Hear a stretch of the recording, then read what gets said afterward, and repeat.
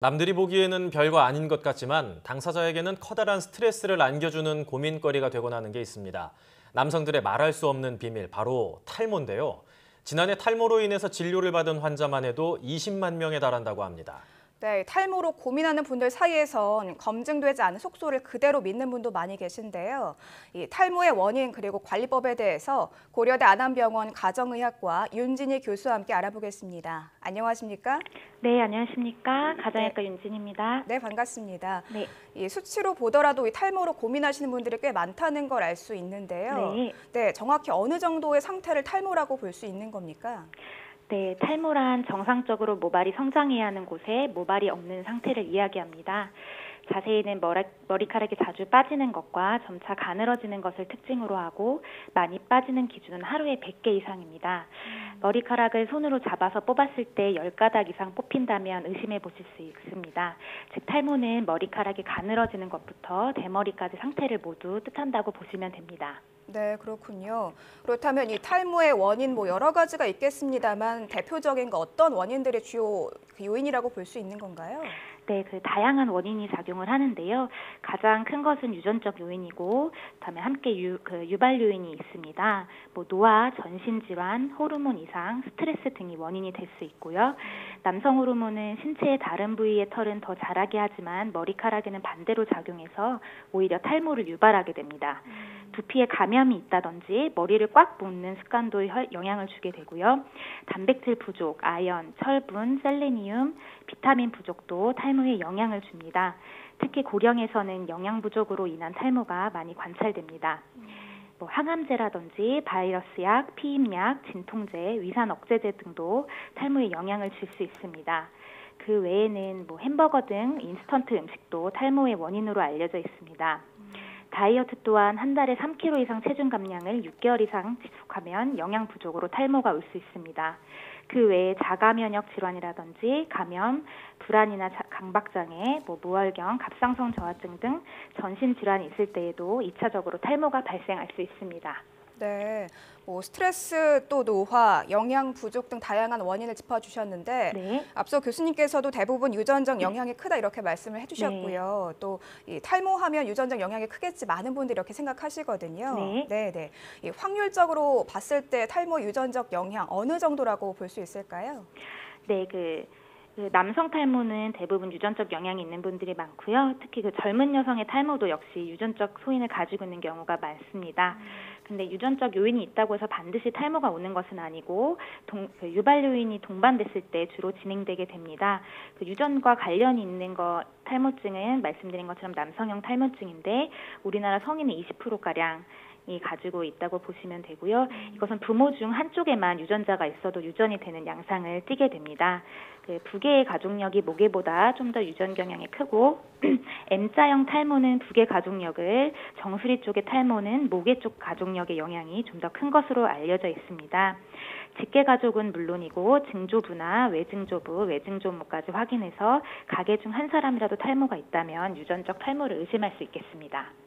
탈모의 유전성이 우성이라는 게 굉장히 좀 충격적인데요. 네. 사실 탈모라고 하면은 나이를 먹어가면서 생기는 현상이라고 많이 생각을 하는데 요즘에는 젊은 층에서도 탈모가 많이 발생하고 있다고 들었습니다. 이런 스트레스가 영향을 준다라고 생각을 많이들 하시는데 실제로 영향을 많이 끼치나요? 네, 그렇습니다. 최근 자료에 따르면 20, 30대 젊은 탈모 환자의 비율이 전체 탈모 환자의 50%가량을 차지하고 있고 그중에 원형 탈모가 75%가량을 차지하고 있습니다. 그리고 심지어는 10대 미만의 소아 탈모 환자도 점차 증가하는 추세입니다. 심한 정도의 스트레스가 있을 때는 교감신경이 활성화되고 혈관이 수축되면서 모근에 영양 공급이 저하되어 모발 성장이 저하되게 됩니다. 스트레스의 정도는 최근 3에서 6개월 이내에 극심한 스트레스를 겪었을 때 그리고 수면을 거의 취하지 못하는 정도로 지속될 때 발생이 되게 되고 일상적인 스트레스로는 탈모가 거의 오지 않습니다. 대부분 스트레스성 탈모는 6에서 11개월 이내에 자연 회복되기 때문에 특별한 치료는 필요하지 않지만 재발이 자주 오기 때문에 전문적 소견을 들으시는 것이 좋습니다. 네, 그렇군요. 자, 이번에는 탈모에 대한 여러 속설들을 한번 짚어보도록 하겠습니다. 아마 제일 대표적인 게 야한 생각을 많이 하면 머리카락이 빨리 자란다 이런 이야기가 생각이 나는데요. 이게 사실이라고 볼 수 있습니까? 네. 그 속설은 성호르몬과 관련이 있습니다. 그 안드로겐이라는 남성 호르몬이 많아지면 채모의 발달이 일어나지만 야한 생각을 한다고 해서 남성 호르몬이 반드시 증가하는 것은 아니고 또 남성 호르몬은 오히려 탈모를 유발하게 됩니다. 하지만 여성의 경우에 있어서는 에스트로겐이 모발을 빨리 자라게 하는 그런 역할을 하기 때문에 일부분 타당할 수도 있지만 거기에 대한 연구 결과가 있는 것은 아니고요. 또 다른 얘기로는 탈모가 있으면은 정력이 좋다라는 풍문도 있는데 탈모가 있는 사람에서 남성 호르몬 수치는 대부분 정상 범위에 속합니다. 이것은 실제 호르몬 수치보다는 모낭에 있는 호르몬 수치, 호르몬 수용체의 감수성이 탈모에 더 결정적인 영향을 미치기 때문에 사실이 아닌 것으로 보실 수 있습니다. 네, 우리가 일반적으로 알고 있는 그런 속설들이 사실이 아니라고 짚어주셨는데요. 또 뭐 이 삭발을 하거나 모자를 쓰면 머리카락을 보호하는 도움이 된다 이런 얘기도 있는데 사실입니까? 네, 우선 삭발의 경우는 사실이 아닙니다. 삭발을 하더라도 모근의 수가 변하는 것은 아니기 때문입니다. 다만 삭발을 하면 아랫부분에 가늘어진 모발이 잘려나가고 뿌리 부분에 굵은 모발이 보이면서 모발이 많아진 것 같은 착시 현상을 보이는 것으로 생각하실 수 있습니다. 그리고 모자가 머리카락을 보호한다는 것은 일부분 사실인데요. 탈모 시에는 두피가 모발을 보호하는 역할이 감소하기 때문에 모자로 자외선이나 추위를 막아주시는 것이 좋습니다. 다만 너무 꽉 끼는 모자를 착용하시면 혈액순환 장애를 일으킬 수 있기 때문에 헐렁한 모자를 착용하고 가끔씩 통풍을 위해서 벗어주시는 것이 좋습니다. 네, 요즘 굉장히 날씨가 덥고 자외선도 강렬한데 조금 헐렁한 모자를 쓰면 자외선으로부터 우리 머리카락을 보호할 수 있으니까 참고하면 좋을 것 같습니다.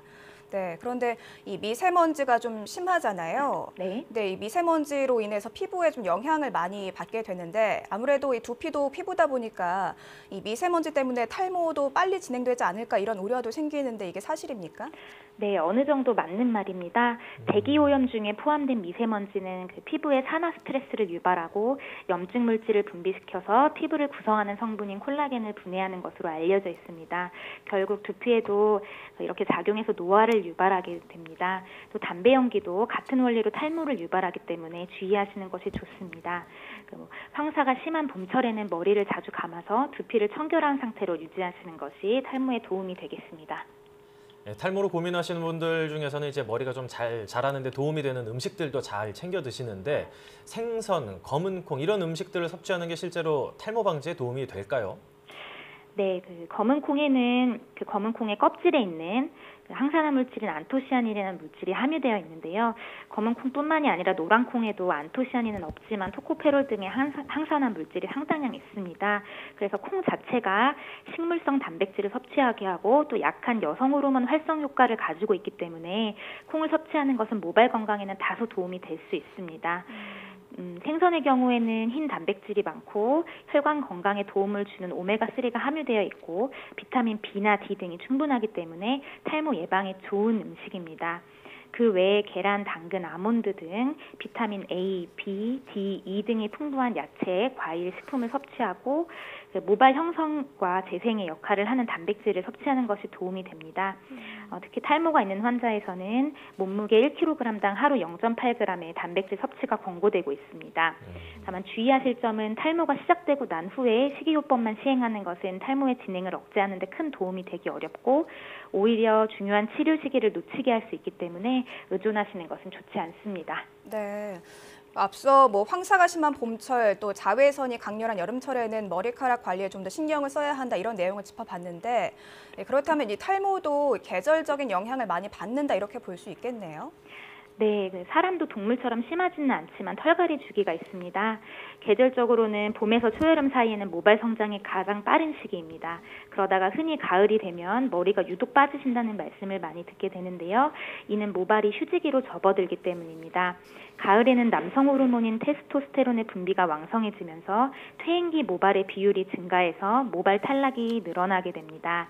가을철 탈모는 자연스러운 현상이기 때문에 곧 회복되지만 만약 심할 경우에는 실제 탈모로 진행되는 과정일 수 있으므로 병의원을 찾으시는 것이 좋습니다. 네, 이제 탈모가 좀 완화되는 방법, 또 탈모를 예방하는 생활 습관 이런 걸 좀 짚어주시면 좋을 것 같습니다. 많은 분들이 가장 중요하게 생각하는 부분인 것 같거든요. 네. 우선 가장 중요한 것은 자가진단이나 민간요법은 시행하지 않는 것이 좋습니다. 예를 들어 빗으로 머리를 두드려서 자극하시는 분들이 많은데 이럴 경우에는 오히려 두피가 두꺼워지면서 탈모가 촉진될 수 있습니다. 그리고 앞서 말씀드린 전신질환이나 스스로 머리카락을 뽑는 질환이라든지 정신적 문제도 있을 수 있기 때문에 정확한 진단을 받으신 후에 치료를 받으시는 것이 중요하고, 만약에 일단 치료를 시작하시면 중간에 귀찮아서 약을 머리에 못 바르신다든지 복약을 중단하시는 분들이 상당히 많습니다. 치료를 시작하시면 꾸준하게 최소 1년 이상 장기간 치료를 하신다고 생각하시는 것이 좋습니다.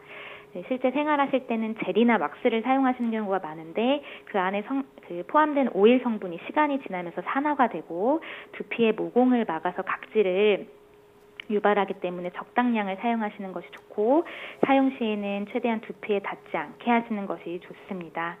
두피가 깨끗하지 못하면 각질이 쌓이고 균이 번식하면서 모근에 나쁜 영향을 주기 때문에 샴푸를 하신 다음에 깨끗하게 헹궈내시고 머리는 매일 감으시는 것이 좋습니다.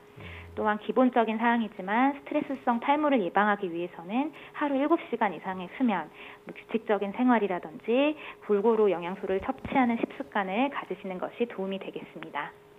네, 많은 남성들의 고민인 탈모의 원인과 관리법에 대해서 고대 안암병원 가정의학과 윤진희 교수와 함께 이야기 나눴습니다. 교수님, 오늘 말씀 감사합니다. 네, 요즘에 이 젊은 분들도 탈모로 고생하고 좀 스트레스 많이 받는 분들이 많이 계시다고 하는데요. 검증되지 않은 민간요법에 의존하는 것보다는 제때 진료와 치료를 받는 게 무엇보다 중요할 것 같습니다. 네, 탈모를 예방하는 것도 굉장히 중요하긴 한데 사실 탈모가 고민인 게 남들 시선 이런 것들이 굉장히 많지 않습니까? 있는 그대로 받아들이는 것도 중요할 것 같고 또 남의 탈모를 가지고 놀리는 일들이 좀 없어졌으면 좋겠습니다.